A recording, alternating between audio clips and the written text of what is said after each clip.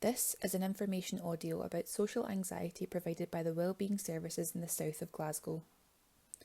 Social anxiety is one of the most common forms of anxiety, with an estimated 12% of the population having some form of social anxiety. Everyone will have felt socially anxious at one point in their lives, though for some people, this can persist and become a recurring difficulty in that person's life that can be extremely distressing and have a huge impact on their functioning. People with social anxiety often believe that others are judging them or that people think badly of them. They may think that they do not come across well or that they are not able to perform well socially. This may come from a fear that they are not as good as other people. These thoughts can make certain social situations quite difficult for people with social anxiety. It is important to note that presentations of social anxiety can be very different. Some will find situations distressing that others do not. Some situations may seem more difficult than others. For example, some people may only feel socially anxious when they speak to strangers, but they might feel at ease speaking to people who they know well, or vice versa. Some may feel uncomfortable in crowded places such as pubs, shops, queues or canteens, and for some people their experience of social anxiety may be solely to do with speaking or performing in front of groups of people, which may be stopping them from progressing in their career. Social anxiety can affect us in many different ways, and it can be helpful to think of how it affects us in terms of our thoughts, behaviours, and physical symptoms. Let's start with thoughts. People with social anxiety tend to worry about social situations before, during, and after they happen. They might have negative, unhelpful thoughts about themselves or how they act in social situations. They might also engage in a range of unhelpful thinking styles such as mind reading. For example, they think that I'm making a fool of myself. Or predicting the future thinking style. For example, if I speak up in front of everyone, I will blush and people will laugh. Or the thinking style of disqualifying the positives. For example, they were only nice to me because they pity me. Or even the thinking style of all or nothing thinking. For example, if I show I'm nervous, then I'm stupid. People with social anxiety may also hold a negative image of themselves in their mind of how they fear other people may see them. This may be a picture of themselves looking flustered, foolish, timid, or shaking excessively, for example. In terms of behaviour, people with social anxiety may find it difficult to go into social situations and may find them very distressing. As a result of this, they may avoid going into social situations that they find difficult, even if this is inconvenient for them. For example, calling in sick for work so that they don't have to take part in a presentation, perhaps walking a longer route to avoid bumping into someone they know, or avoiding answering the telephone. When people feel anxious in social situations, they may do certain things to try and make themselves feel more relaxed and at ease. These are called safety behaviours. For people with social anxiety, they may notice that they drink more alcohol or smoke more in social situations to try and feel comfortable. They may engage in certain safety behaviours during social situations, such as sitting in a corner, checking for exits, going to the toilet more frequently, or offering to help out so that there's something to do. They may try to reduce feelings of anxiety by rehearsing what they are going to say before meeting with someone. During a conversation with someone, they might notice themselves avoiding making eye contact, talking too much or too little, or fidgeting to try and make themselves feel less anxious. Now let's talk about physical symptoms of anxiety. When our brain detects a threat, it activates an ancient survival mechanism, our fight or flight response, that creates these physical symptoms. This response will be activated whether a real threat or an imagined threat is detected. An example of a real threat would be something like a wild animal charging towards you, whereas an imagined threat is an anxious thought that someone might judge you negatively. Yes, it might seem threatening, but it's no threat to your life. The fight or flight response prepares our body for action, to either physically fight the threat or to take flight and run away from it. It releases our body's stress hormones, adrenaline and cortisol, which create the physical symptoms of anxiety. These physical symptoms include sweating, shaking, feeling dizzy or lightheaded, heart racing, changes in breathing, churning stomach, tightness in chest and tense muscles. The fight or flight response is really helpful if we have to take action and fight off a wild animal charging towards us, but it's not so helpful if we're just trying to enter a social situation. For some people, their physical symptoms may be the main reason that they feel distress in social situations. For example, some people may feel that they blush, sweat, or tremble in social situations. In these cases, their anxious thoughts are centered around a fear that people will see these physical symptoms and judge them negatively. They may avoid situations where their physical symptoms are more likely and engage in safety behaviours to try and reduce or hide their physical symptoms. For example, always pressing their arms tight to their sides to avoid others seeing potential sweat patches.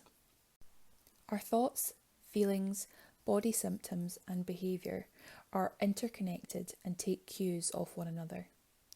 Our anxious thoughts, feelings and behaviours all work together to keep our social anxiety going and even make it worse by creating a vicious cycle.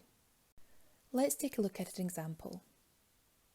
Sarah has to attend a compulsory training day at work.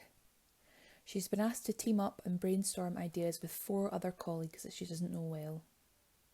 As soon as she is told she has to participate in group work, she begins to worry and thinks, everyone's going to think I'm stupid. She begins to feel the physical symptoms of anxiety. She notices she feels lightheaded and shaky and can feel her heart racing and her face and body becoming really warm. She starts to think, everyone can see that I'm blushing. They're going to know that I'm anxious and think I'm weird. I can't cope with this. Sarah notices that the more that she thinks about her face becoming warm, the warmer it gets. She doesn't say anything while the rest of her colleagues chat. She then decides that she feels too anxious and leaves the room to hide in the bathroom. She then texts her boss that she doesn't feel well and had to go home. She notices that as soon as she leaves, she feels better. Now, by avoiding the situation and escaping, it is likely that Sarah experienced a relief of physical symptoms and anxious thoughts. However, this will only benefit Sarah in the short term. In this example, leaving the situation is only going to confirm her anxious thoughts and her belief that she cannot cope. The next time that she enters a social situation, it's likely that her thoughts will be just as anxious, just as negative, and she will feel just as distressed, thus continuing her vicious cycle. So what can you do to stop your vicious cycle? Cognitive behavioural therapy, or CBT for short, targets anxious thoughts, physical symptoms and behaviours to try and weaken the vicious cycle and reduce the feelings of anxiety. Here are some CBT techniques that you can try. The first is controlled breathing. Controlled breathing is a relaxation technique which reduces physical symptoms of anxiety, panic and stress. When you are anxious, panicked or stressed, your fight or flight mechanism tells you to breathe in more oxygen. We therefore lose the balance between oxygen, breathing in, and carbon dioxide, breathing out. This imbalance is called hyperventilation, which can cause uncomfortable symptoms such as heart palpitations, sweating, and feeling dizzy, lightheaded, and weak. Learning to control our breathing means we learn to control and reduce the symptoms of fight or flight. Controlled breathing is slower and deeper than normal breathing and happens in our stomach rather than in our chest. Imagine a balloon in your stomach. Now breathe in slowly, counting to 4, and you should notice that your stomach moves out slightly as if the balloon was inflating. Before breathing out to the count of 4, you should notice your stomach start to move in slightly as if the balloon was deflating. Repeat this cycle. The next technique we will discuss is called progressive muscle relaxation. Now, our bodies respond automatically to stressful situations and thoughts by becoming tense. The opposite relationship also works. A good way of relaxing the mind is to deliberately relax the body. In progressive muscle relaxation, each muscle group is tensed in turn and the tension is then released. This relaxes the muscles and allows you to notice the contrast between tension and relaxation. Relaxation should be enjoyable, so if any part of the exercise is too difficult, skip it for the moment. If you have any injuries, you may wish to leave that part out of the exercise. To practice progressive muscle relaxation, lie down flat on your back on a firm bed, couch or on the floor.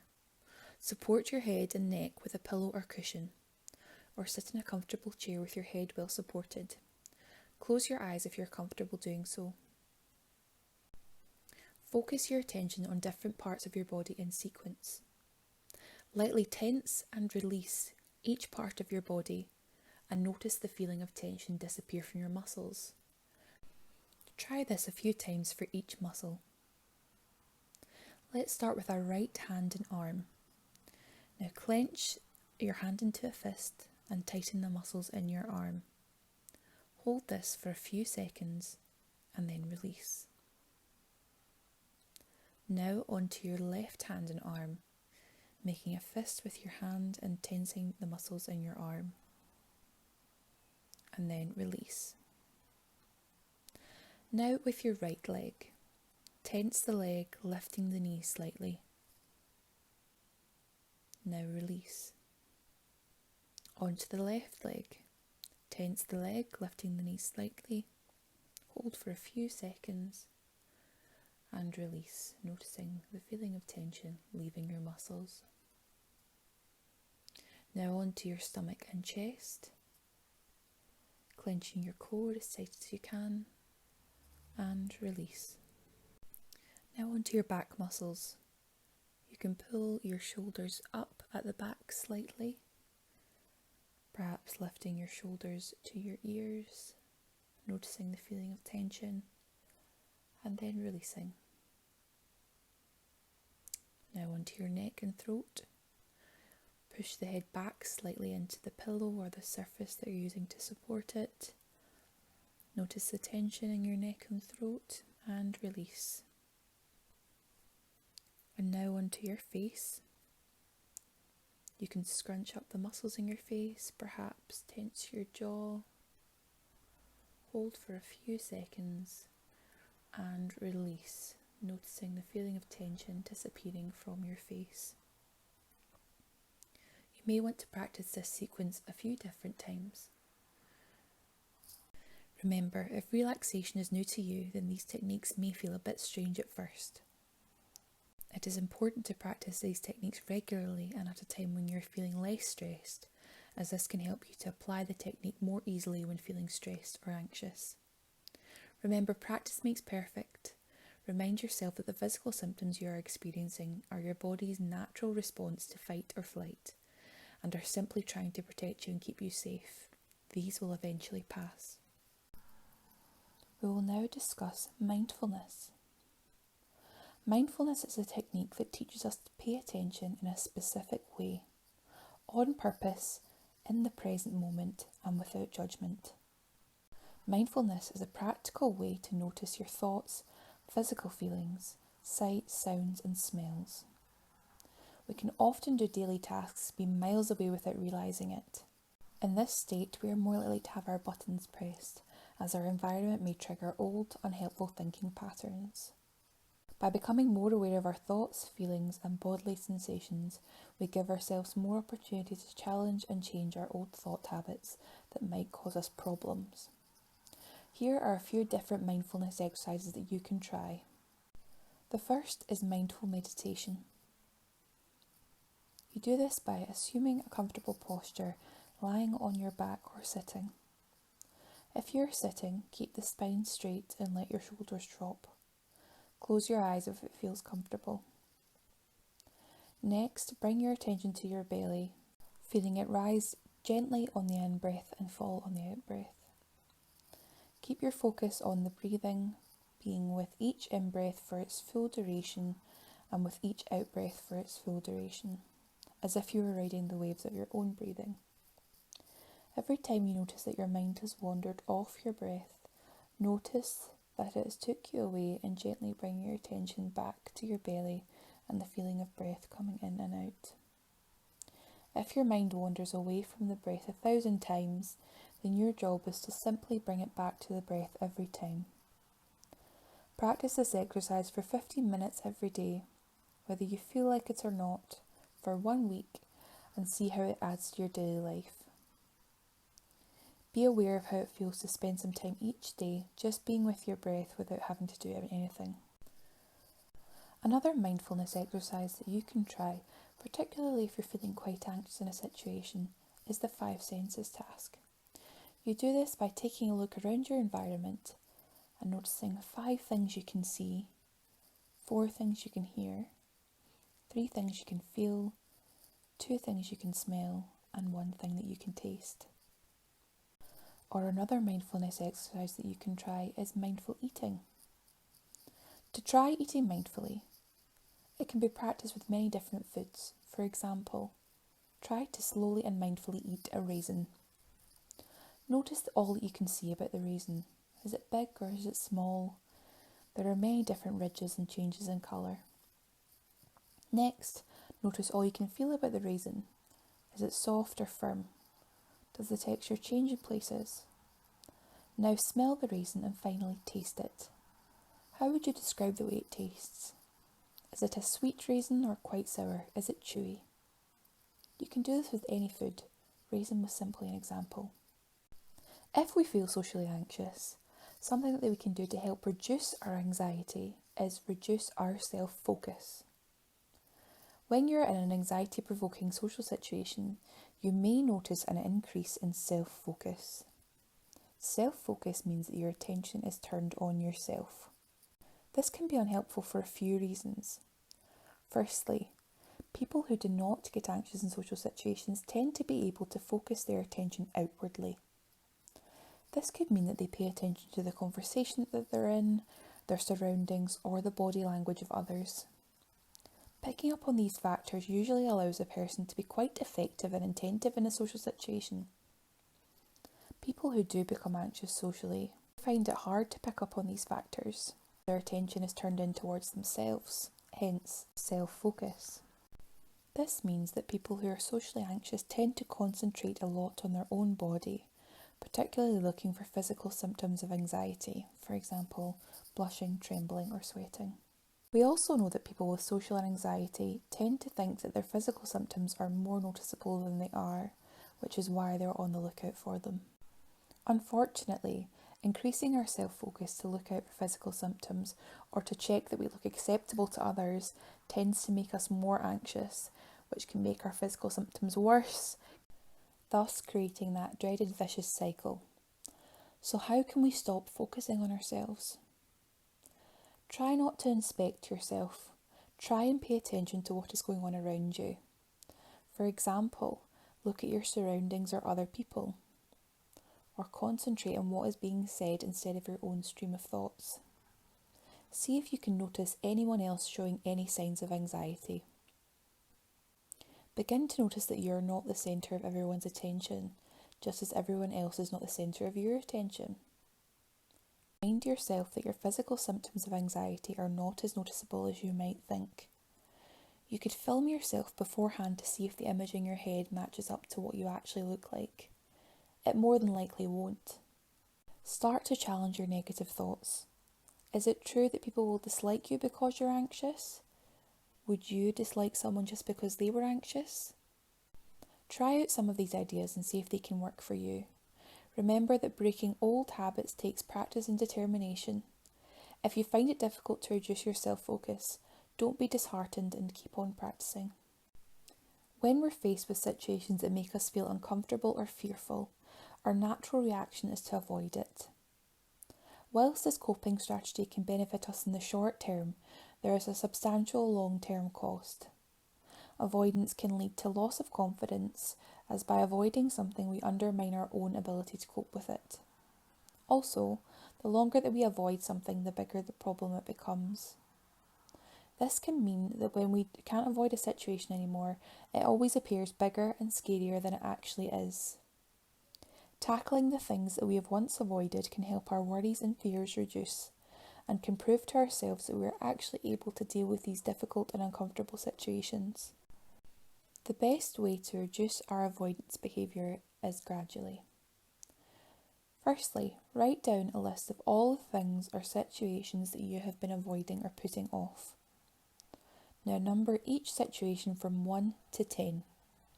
The situation that's been numbered 1 should be the easiest to face, with 10 being the hardest. It might be easier to start at 10 and work your way down. Now imagine tackling your avoidance like climbing a step ladder. Start at step 1 and work your way up to step 10. Reflect on your progress after each step. Celebrate your achievements as tackling avoidance is hard. Say, for example, someone had been eating lunch at their desk and avoided speaking to colleagues at work because they found it too distressing. They might have the goal of feeling able to eat their lunch in the same room as their colleagues. They might start tackling their avoidance by being able to make a quick trip into the lunchroom while one other colleague is there. The next step might be to make one passing comment to a colleague in the lunchroom. After that, they may make a trip to the lunchroom when it's a bit busier and then gradually build up the confidence to make a passing remark when the lunchroom is busy. If they continue to persist with tackling their avoidance, perhaps they will eventually feel confident enough to sit with their colleagues at lunch and join their conversation. Hopefully, some of the techniques and ideas discussed can help you begin to tackle social anxiety. The current recommended treatment for social anxiety is cognitive behavioural therapy. At Wellbeing Services, we run an Overcoming Social Anxiety group. There is no pressure to speak in these groups as they are like classes designed to teach you some strategies that can help you to manage your social anxiety. Just like the ones discussed, but more in depth. Please contact the Wellbeing Services for more information on different treatment options or visit our website for more information on the topics discussed today. Thank you for listening.